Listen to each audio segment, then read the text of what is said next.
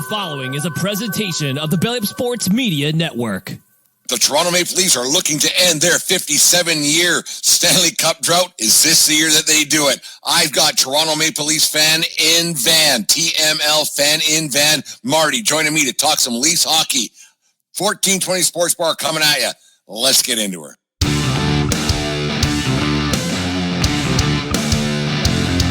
1420 Sports Bar Podcast. 4 beer of sports talk and a whole lot more. Join host Brent Radlinsky as he bellies up to the bar and gets the conversations going that'll make you think you're sitting in your local watering room.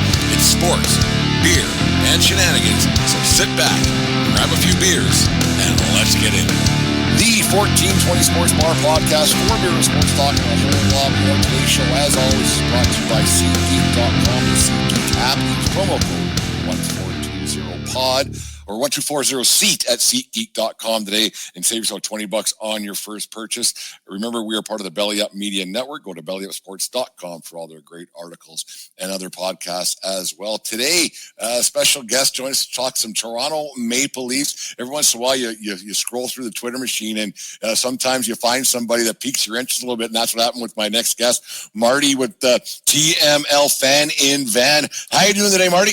I'm good. Thanks for having me. Not a problem. Yeah, I'm a Leafs guy from way back.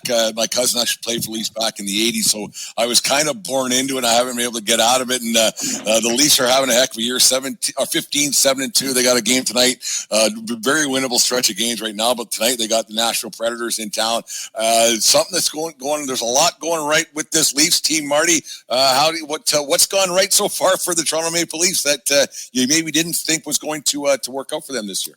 Well, I think everybody's talking Craig Berube and goaltending, and I think that's the truth. I mean, Chris Tanev was a huge upgrade on defense, and the goaltending has been great. I think the biggest difference, though, is Craig has got the team to buy into north-south hockey, and also a sort of different style that's wait for the other team to make a mistake hockey, which is honestly, you follow the Leafs, so you know that the Boston Bruins, that's how the Boston Bruins have played and been successful with maybe just a net forward team, which is goaltending out. And the Leafs, I mean, they're not built from the net forward. They're built from Austin Matthews down, and somehow it's working. So, if he implemented those systems and it didn't work, then I think we'd be talking about something else, but it's working right now. You mentioned Austin Matthews. He was out for X amount of games, 8 games, I think it was. And people thought that the roof was going to cave in, as it usually does with the Leafs. Everybody always hopes for the best, expects the worst when it comes to Toronto Maple Leafs hockey. But it didn't happen this time around. And you listen, we talked a little bit off air, but you listen to the talking heads on TV, and they're giving a lot of credit to Mitch Marner stepping up a little bit and saying, yeah, he's the guy. Was a leader in the dressing room, a leader on and off the ice with this Leafs team. What's Mitch Marner been to this Leafs team so far this season? Well, isn't it surprising that Mitch Marner, who was picked 4th overall in 2014, took the London Knights to the Memorial Cup, in his 6th all-time in points for a team that's over 100 years old, was able to lead the team while Austin was out. Isn't that surprising? Isn't it surprising that John Tavares, a 33-year-old former elite center for the New York Islanders and then the Leafs. Isn't it interesting that John Tavares is having another great year with Mitch Marner on his flank? Isn't it interesting that Mitch Marner is probably the reason that the Toronto Maple Leafs are having the great season they're having? I mean, he's the MVP for me always, and he's always in my heart and soul. I love Mitch because he represented the big change when I've been following the Leafs since the early 90s. But Mitch to me represents what this team is about. He's the heart and soul of the team, and I'm a big fan, and I'm really happy to see him carry the burden when Matthews was out. Willie did great too. Let's be honest. Nylander is a great, great, great hockey player, and he puts the puck in the net. And they have 4 really, really solid stars on that team who know what to do. And so if one of them goes down, the others carry the load. Like last year, Mitch was out, and Austin carried the load. Nearly scored 70 goals. So there you go. But yeah, Mitch has had a great year. really great year so far. Yeah, you're saying that tongue in cheek about being surprised. So basically, like, and everybody hacks on what these guys make, and I'm never one to besmirch anybody what they get paid, because they're not worth it. Well, somebody's paying them, so they must be worth it. And then people talk about the Marner contract, how he wouldn't have got it anywhere else, but you know what? He did get it somewhere, and he's been everything he's supposed to be doing. So it's not a surprise that he's doing this stuff, like you were saying. Like, it's very that people act surprised for some reason that he's a great hockey player, and the numbers are there year in, year out. Yeah, they haven't gotten to the promised land, but that's not a Mitch Marner problem at all, like, or fault. I guess you can't just blame Marner, but like just the way things happen in the playoffs. But how you're tongue in cheek there with the Marner situation. It's when people see him doing well, it's almost like there's people who want him to fail for some reason, and that's the Toronto media, like you said off air a little bit. The Toronto media is hard on the kid because he's a local product. So it's an odd situation where he does well. They're almost disappointed that he's doing well. Yeah, well, here's the thing. I'm kind of a detractor on social media. I mean, I'm blocked by so many mainstream media members.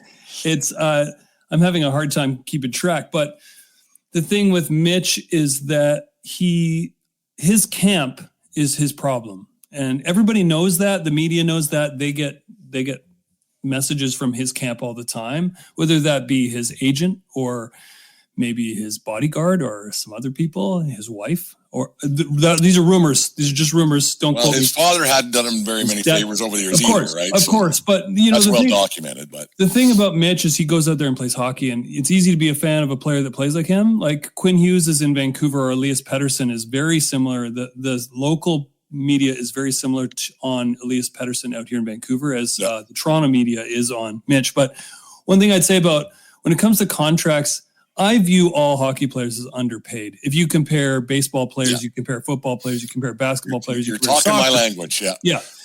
You know, they're all underpaid, and every NHL hockey player deserves probably at least a 10 to 15% pay bump. Mitch's salary doesn't matter because next year the salary cap's going up $9 million. The year after that, it's going up $8 million.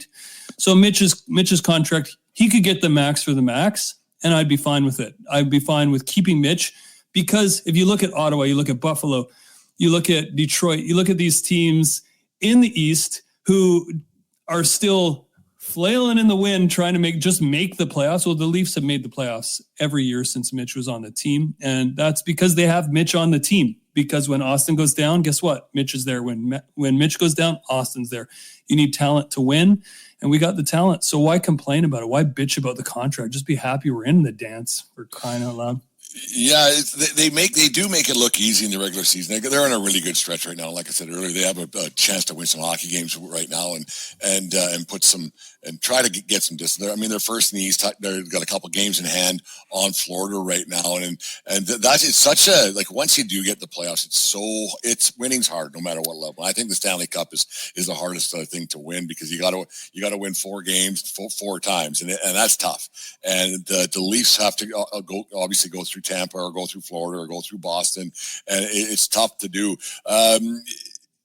Is this team poised to do it? And I think you like you said earlier on, Craig Berube was he's a hard-nosed player when he played, and then when he won that cup with the Blues back in 2019. Was this coaching change away from Keefe something that just had to be done to go to Berube? I think to win in the playoffs, you have to change your style. And that begins in October. Well, before that, September. Yeah. I think that Sheldon Keefe is a great coach. Berube, though, is a different style of coach. He's a motivator, and he's simplifying the game. It's no secret that in the playoffs, hitting and bigness is more important than other metrics, maybe, if you will, and letting the game come to you, letting the other team make a mistake over 7 games. That's what the Bruins did to the Leafs. I mean, the Leafs went to 7 games every series except for one, and that was against the Caps, and that was the first year they were in the playoffs. And so, yes, before any of your subscribers mention it. I am aware of the Columbus Blue Jackets series, but we don't really talk about that a whole bunch. every series went to 7 games and didn't they all go to overtime? Yeah. But for the Caps series. And so what does that mean? Well, that means that every series was basically a coin flip. So we were almost there. And the one time we broke through, we were too injured to get past Florida, who went on to make the Stanley Cup Finals. So here we are. And we have to win enough games to get into the playoffs. That's how you win the Stanley Cup. So you're absolutely right. 82 games have to be played. And the team that's being iced in December or November or October so far isn't going to be the team that's iced in May. And so what does that team look like? And I mean, that's Treliving, and that's Craig Berube, and that's Brendan Shanahan to figure out. But right now, things are looking good. And, you have to weather a lot of storms to get there. And I think the difference between the Leafs this year is it looks like Florida, it looks like Boston, it looks like Tampa are all fading a little bit. And that's, maybe we can jockey for a better wildcard position. Maybe we can play a broken down New York team, or maybe we can even play a even worse Buffalo team or a Detroit team in the first round. And then we can sweep them and then go into the second round and maybe make some noise. That would be an ideal, right? That would be ideal, because it's tough, and if you're playing 7 and 7 and 7 in the whole league, you ain't doing a whole bunch. You think when the Kings won those Stanley Cups back, they were sweeping through things, and it was unbelievable how they just got it done. They made it look so easy, and it's just when you talk about goaltending earlier on, everybody you show me a good goalie, I'll show you a good coach, and that's what they've got right now with their tandem going forward. And it's something that's always been a bit of and every team, there's a lot of, I don't know if you agree with me here, there's a lot of adequate goalies in the league. There's not a bunch of superstars. And so if you have a guy who just doesn't lose you games, I think that's where NHL goaltending is kind of at right now. Just be good. You don't have to be great, be good, because they're all goalies. I think they kind of play the same now. They're all really big, the equipment, and it's just a different style of goaltending compared to back in the mid '90s, where guys were flailing, or the early '90s when guys were flailing all over the ice. So the Leafs have a couple of guys who are playing above average right now. What's your thoughts on their goaltending? Again, I hate to beat an extremely dead horse, but you have great defense and you'll have great goaltending. Yeah. You have great team defense and you'll have great goaltending. I mean, look at Allmark in Ottawa, and I'm sure nobody in Ottawa predicted that they'd be still on the outside looking in and have everybody questioning Steve Stais. He picked up a great goalie, and it isn't magically turning the team around. The thing with Stolarz and the thing with Wall is they're both great goalies, and they're both big dudes. Yeah. And so they big bodies that take up a lot of the net, and that's working because they have a guy like Chris Tanev. They have a guy like McCabe. They have a Stanley Cup winner in OEL. Let's be honest, he did win a Stanley Cup, so he must know something about defense. And I think Benoit is looking great this year, and I think he sits for a game and then he comes back and plays even harder. I love his work ethic. And then Connor Timmins, there's a reason they traded Timothy Liljegren, because Connor Timmins is what they had hoped they had in Liljegren, they have in Timmins. Timmins is a right-shot defenseman who can play defense. Shocking. But I think that Berube's got all of the defensemen back to the goaltender to play a defense-first style, which is really working for the goaltending, and it looks great. Yeah, Oliver Ekman-Larsson, he got that big contract with the Coyotes a lot of years ago now. And he was supposed to be the next coming of whoever you want to, Scott Niedermayer, I guess we could throw a name out there. He was supposed to be this guy, and he didn't, he was never bad. He just had I don't want a bad contract, not good, great for him, but a bad contract on what he was, the numbers that, or whatever he was putting up. And it just didn't, people thought they weren't getting their bang for their buck. But if he's slotted as a 4-5 guy, that's probably where he should be, not a 1-2. It's just kind of one of those things. And, the best example of this is Dion Phaneuf, right? Dion Phaneuf gets the big contract, and then he puts the anchor of weight on his entire body. Yeah. And then he never lived up to it in Toronto, even though he actually had a few good years in Toronto, and he got them to the playoffs, for crying out loud, like the one Randy Kyle year. It was 4-1. But yeah, I think OEL when he was in Vancouver, a lot of that pressure was on him, and then they got Quinn Hughes and didn't need him anymore. So then he felt, well, his salary was too high. So in the end, it didn't work out in Vancouver, and it's worked out well in Toronto. He went to Florida and rejuvenated his career. And I'm a fan. Like I listened to my pal Anthony Petrielli on the Maple Leafs Hot Stove podcast, and he was kind of throwing some shade at OEL the other day. But the last game I watched on Monday, I felt that OEL he simplified his game that night. Against Florida, he didn't look good, but against on the Monday night game, he looked good. And it plays gritty. He gets the puck out of the zone, and then he maybe will take a chance here and there on net, and it's working for him. Simplifying your game in Toronto is a good idea. It's like playing simple hockey. That's what I like about Berube. He gets players to play to their strengths. Simplify your game, and then the puck will go in the net eventually. Just let the game come to you, right? And I think that's working for OEL in Toronto so far. And I'm a big fan of Morgan Rielly, and we have to talk about him because we're talking defense. And Team Canada, I mean, I don't know if the roster's announced. I saw that Sweden got finalized earlier on today, and I haven't seen the others yet, but they're coming through slowly. I guess. If Rielly is left off of Team Canada, that is a major omission to me. He is a great, great defenseman, and I think he's absolutely underrated. I don't care. Everybody can come at me. I don't care. He's an underrated defenseman. I saw him skate with the Marlies way back in Abbotsford when they played the Abbotsford Heat here in the Lower Mainland. And he was the best skater on the ice with a bunch of men. Like that was like a bunch of waived Robidaw Island players. Tim Connolly was on the bench. This is how long ago it was now. That's a long time ago, yeah. But Rielly is, I don't think he's having the greatest season, but he is a great defenseman, and he's a great puck-moving defenseman, and I'm a huge, huge fan. And I think if he's left off of Team Canada for Parayko, Colton Parayko sucks. No offense, he sucks. He sucks. I don't care if he's Canadian. I agree. That Four Nations Cup hasn't. I don't know about like what it's like down Lower Mainland, but around here it hasn't got a whole bunch of juice yet. Like that's something that just kind of we know it's going to happen, but it's just like all right. Like nobody's it. Like maybe with the naming of the teams and get the holiday season and the World Juniors are happening, so people get their Team Canada fever and that stuff. But it hasn't. Like what's your thoughts on this sport? Like it's been they're going to have this tournament and. Okay.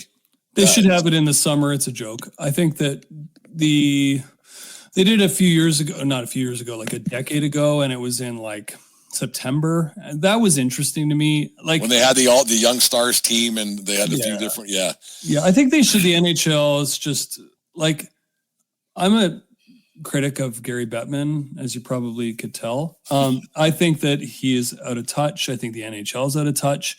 I think what Amazon Prime is doing, they've been doing they've had 8 games and they're already innovating. I'm like blown away by their coverage of the game I love. And I just think that what the NBA does is what the NHL should copy. Whatever the NBA does, copy that, and you're probably going to create some buzz and excitement. And I really like the mid-season tournaments that they've created. Yeah. That's interesting to me. That's way better than this Four Nation Cup. You could ice 10 Team Canadas and we'll probably still win. I just think it's boring. Like Canada in the end, it's going to be Canada versus the U.S. and the U.S. is going to win because they have Austin Matthews and better goaltending. There you go. It's actually at that point. Like, okay. And then this is going to happen. That's going to happen. And Hellebuck's better than everybody that Canada's got. Like do something interesting. Like do co-ed.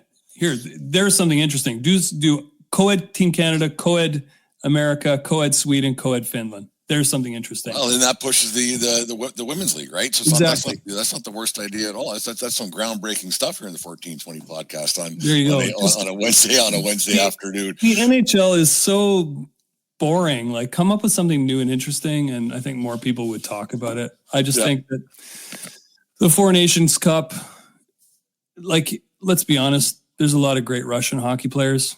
I don't know. They could have found a way to include those Russian hockey players, regardless of how you feel about Russia right now. Russia and the Ukraine conflict is part of the reason why they're not involved. Probably the doping scandal in the Olympics is the other reason, but there's a ton of great hockey players from Russia. Yeah. There's a ton of great hockey players from other countries too. Like, why not have a Euro team? I don't know. It's just really boring to me. It's like, well, you're probably old enough to remember the Canada Cup, right? Now how great those were, and it was always a great entertainment. But it changed with the way the NHLers are playing, and the European guys are playing in the NHL now, and they weren't as much back then. But that was always such a great tournament, six to 8 teams, whatever it was. I can't remember, but that was great. This one has no buzz, no. Yeah, they'll sell their T-shirts and their hats and their jerseys and whatever, and that'll be about it when it comes down to it. It's boring. That's it. I'm glad you agree. I'm glad you see that I am not like blowing smoke here. Am I going to watch it? I don't know. Maybe Canada's going to lose the first one of those World Cup of hockeys. Not the first one in '96. I think that one was, but there was one in 2003 or 2004. I can't remember. And I remember watching it, but there was nothing. All right, like you didn't even cheer when Canada won. You're like, all right, that's done. Like, yeah, it's yeah. Anyways, let's get back to the Toronto Maple Leafs. Ryan Reaves got that suspension for I don't want to say trying to decapitate somebody, but he took a pretty good run at Darnell Nurse there, and he's going to be coming back in the lineup. And I'm a big proponent if it ain't broke, don't fix it. And Reaves brings a certain element to the lineup for sure. But the Leafs were on quite the roll without Reaves in there. Do you stick with your younger guys and see what they can do, or do you have to get Reaves back in? I mean, Reaves was suspended, and did he deserve 5? No, but that's another story. I think Darnell should keep his head up if he's coming around the net like that. Yeah. I've been watching hockey long enough to know Grapes used to say, keep your head up, kid. Yeah. And I'm not a huge Don Cherry fan, but I watched hockey long enough to know that that's like rule number 1. Yeah. And, Reaves deserved the suspension, I guess. But here's the thing about, was it 2 games later that Matthew Nyes was out with a concussion for a similar play? And you have to ask yourself as a fan of the game, would that hit have happened had the player known that Reaves was on the bench? Because what ended up happening was the game kind of got out of control for a period or 2, and that's because the refs don't call penalties in the NHL consistently.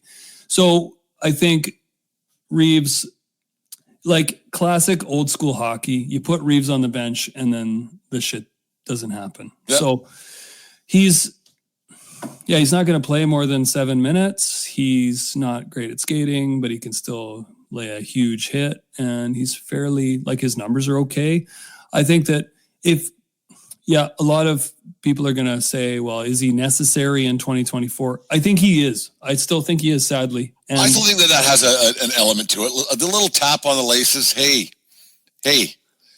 watch what you're doing, because we got our guy over there, right? There was a missed call the other night in Montreal. It was Columbus playing Montreal, and Evason went crazy. Well, if there's a missed call, you need Reaves. That's the thing. You need guys like that, because unfortunately you need people to police the game, because the refs don't frickin' do it. So Gary Bettman doesn't do it. George Paris doesn't do it. So somebody's got to do it. And so you have to have the policeman on the bench. And Reaves hasn't really fought anyone this year. I don't even think he's fought one player, but I don't think so either. No. But nobody will fight him because they know they'll lose. And I don't know. I think a lot of players on the opposition know he's on the bench, and they play differently because of that. It is what it is. You can agree with me or disagree with me, but Darnell Nurse will keep his head up now when Ryan Reaves is on the ice. No, I think that's one of those, you only touch a hot stove once, right? You learn your lesson pretty quick. You would hope, right? It's one of those things. So you just wonder, everything's coming up rosy for the Leafs right now, and you want to set yourself up for playoffs, like we discussed earlier on.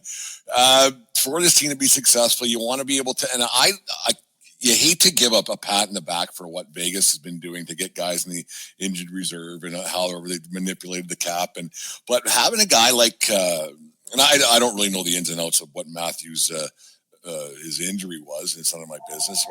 But having a guy sit out for 8-9 games here and there, I don't think it's the worst thing. Like if you don't win the scoring race, who cares? If you don't get the Maurice Richard Trophy, who cares? Like I think having a guy sit out here and there doesn't hurt. If your playoff position's not going to get affected that much, could that do you do that again in say February and March? Hey, take a little bit of a break if we get our playoff spot kind of solidified. I think a lot of players in the Leafs, whether it's Marner or Matthews or Riley, Tavares, those guys, or Nylander, I think if they don't get called to play on the All-Star team, they'll probably be stoked. I think Berube will be even happier. He'll be grinning ear to ear. I think that the Vegas kind of method, or also the Tampa method, which is, put somebody on LTIR, a big contract, and then make a trade for somebody big. I think that is a strategy. I don't think that that's what the Leafs need to do. I actually think the Leafs have the team.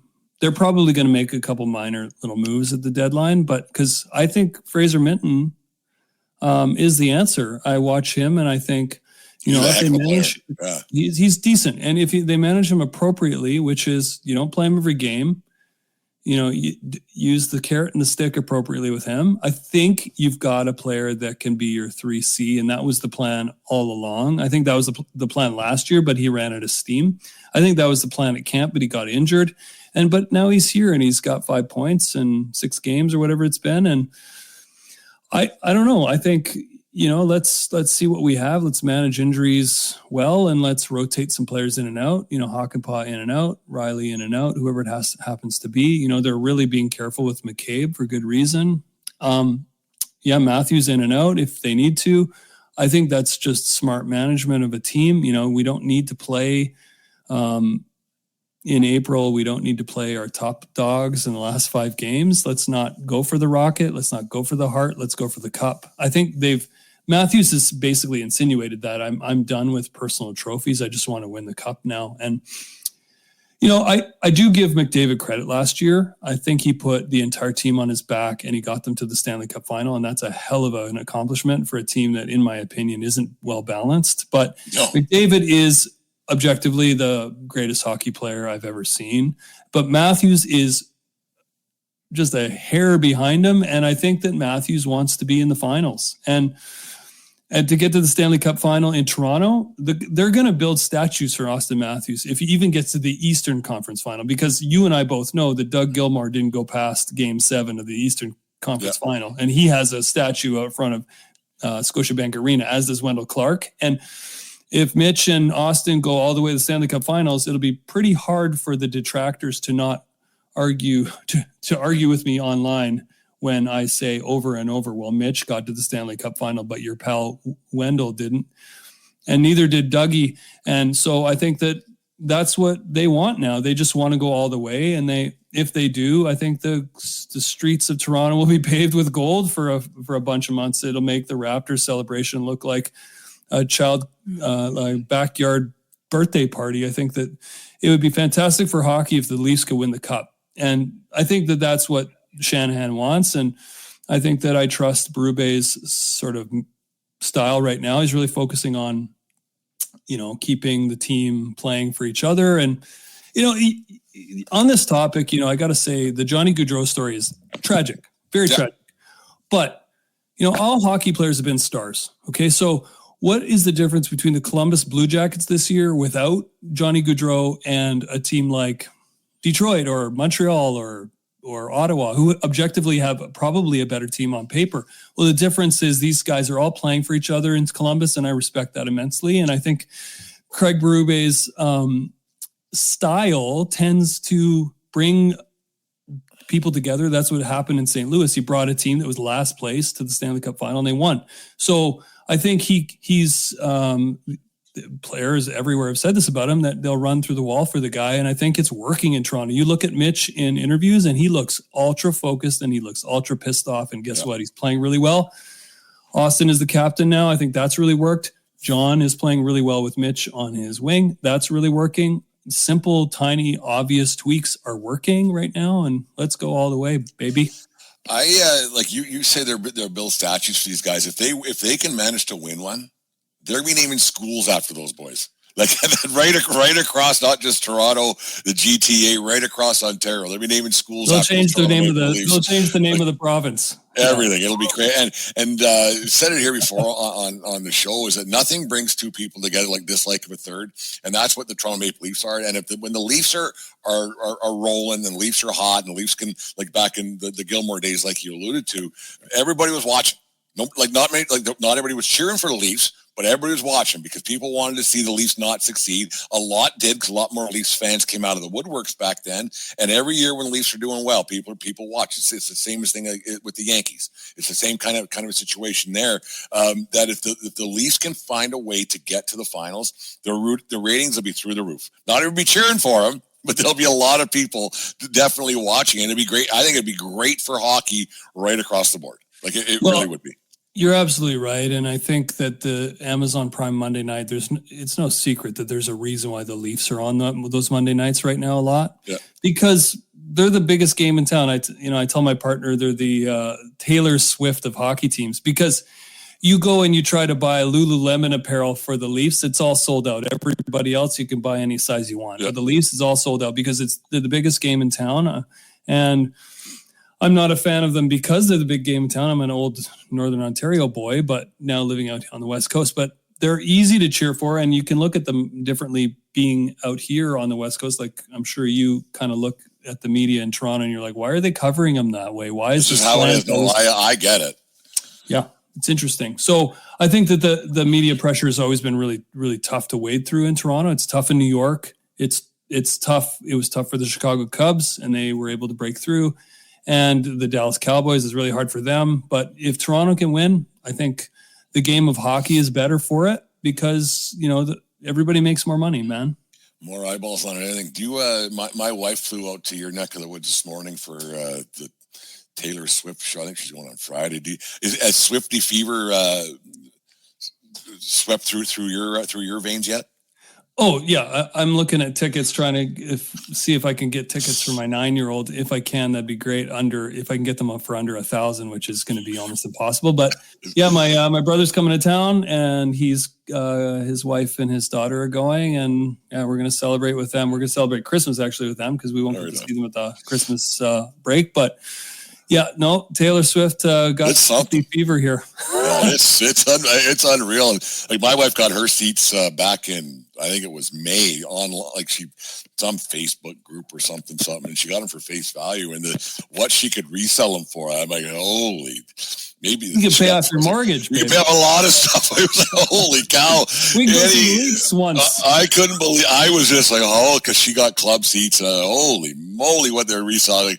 Maybe we could just put the DVD or something, a YouTube video on. We can turn the music up down here, but whatever. No, let's talk about the Leafs. Is there something that they could do? I mean, every team's going to be tweaking, and sometimes teams tweak because somebody else might, right? And is there something the Leafs can do? Is there a guy that you would reach out to, and maybe reach out to if you were Shanahan or Berube or Treliving, and maybe if you have a meeting, is there a guy that Marty would, if Marty was in charge, say, we need this guy will put us over the top, or he would be a super addition to what we have going so far? Well, there's a couple guys playing tonight against the Leafs that I'd have back in a heartbeat.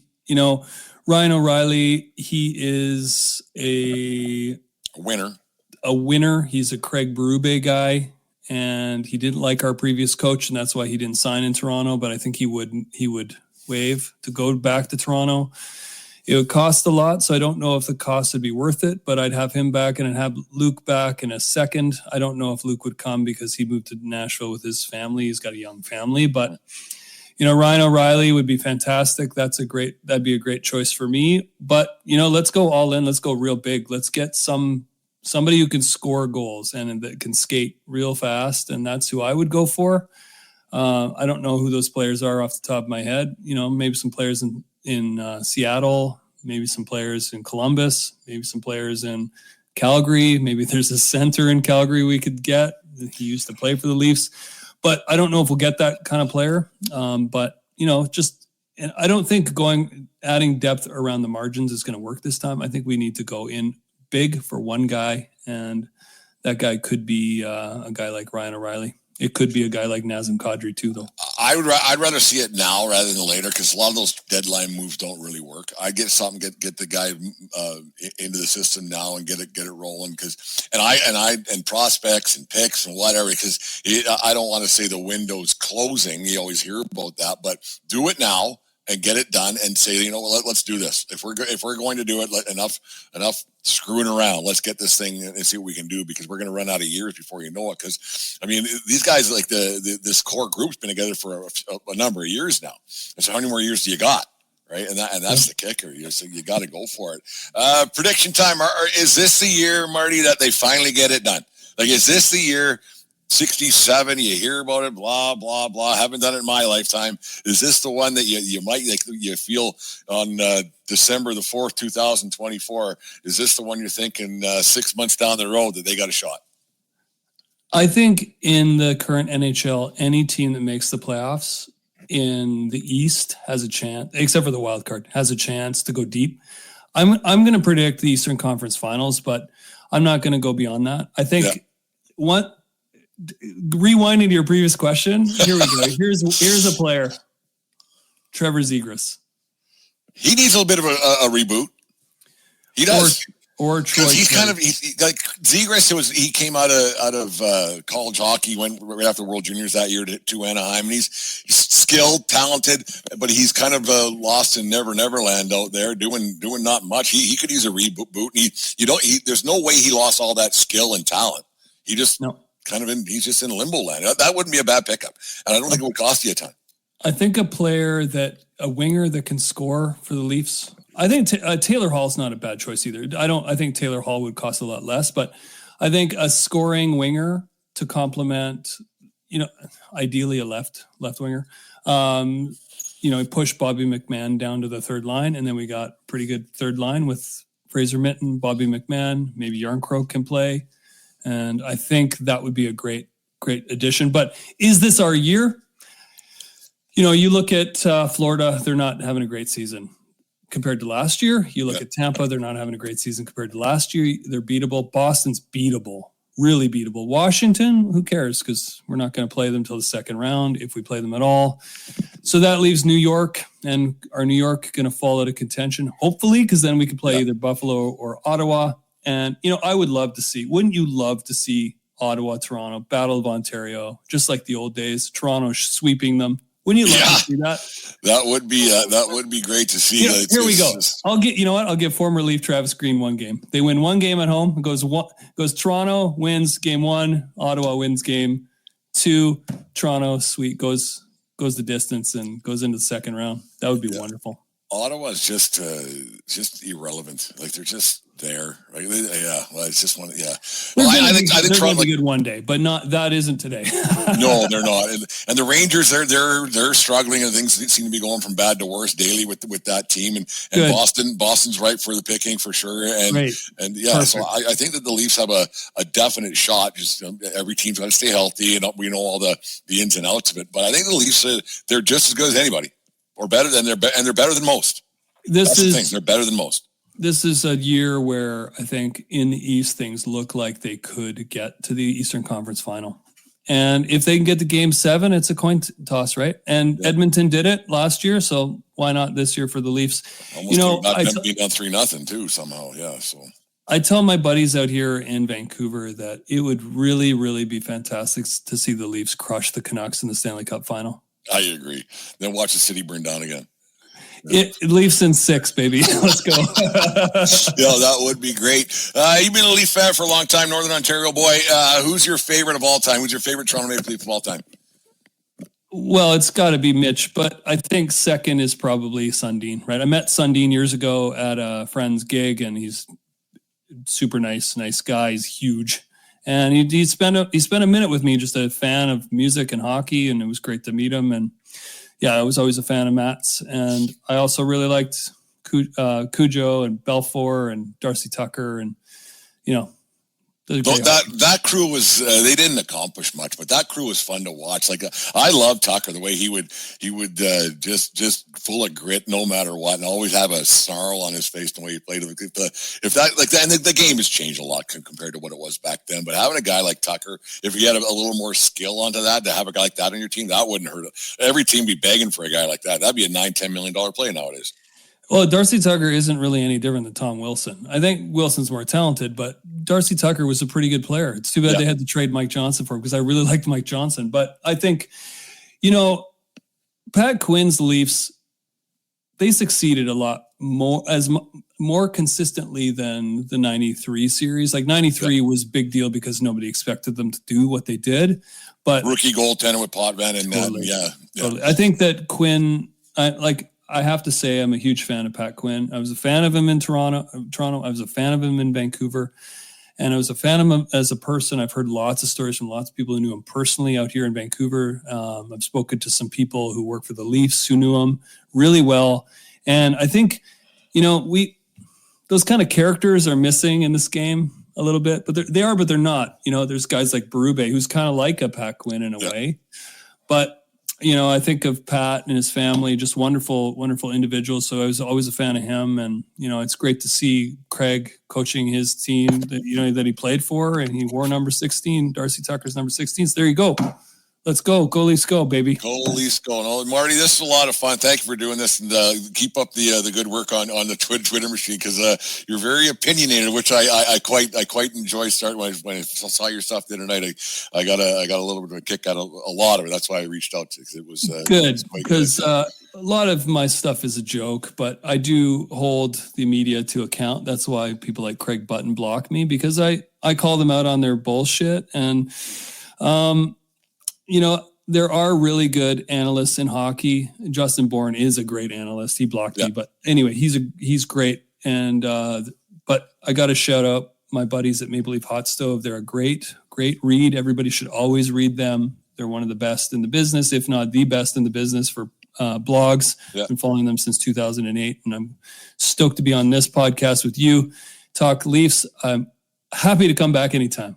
No, we'll have to do it for sure. We'll make it a regular occurrence, especially as we get closer to after the new year. Once you get over your Swiftie fever, mind you, like that, we got to make sure that doesn't overtake everything, and you hold the fort down in the Lower Mainland there, because I can't imagine what my wife got herself into out there today, because I haven't heard from her since this morning when she landed. So she must be having a pretty good time out there. So as a huge Beatles fan, I've heard many stories of the Beatles coming to Vancouver and playing in Toronto and playing all over North America, but this will eclipse that, because of course we live in a different era, and I think it's cool that Taylor Swift in her music, honestly, it's good. It's good music. So it is what it is. Like, say what you want. It's positive. It's fun. Whatever. I'm 50 years old, and those earworms get into my skull too. So whatever. It doesn't, it's, it's positive things. And man, oh man, it's like my